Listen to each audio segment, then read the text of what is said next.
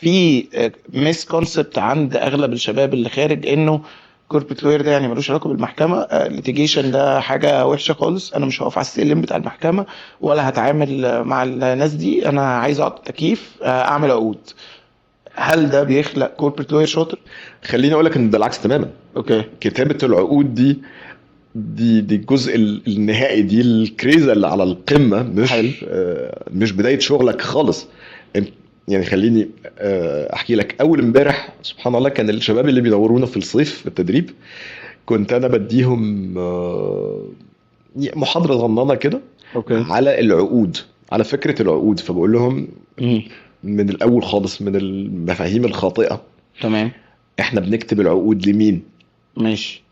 فتناقشنا شويه، قلت لهم لا والله يا جماعه، انا من وجهه نظري ان العقد بيتكتب للقاضي، ماشي. لان العقد فعليا عشان في الاخر هيروح للنزاع. بالظبط هو العقد الاطراف يعني طبعا نادراً. ربنا ما يجيب النزاع، بس يعني في الاخر انت بتحميه علشان لما نوصل للنزاع تعرف تحمي حقوق هو امتى العميل العقد بتاعك. بيتقري؟ صح. هو امتى العقد بيتقري؟ العقد بيتقري لما يبقى في نزاع. صح.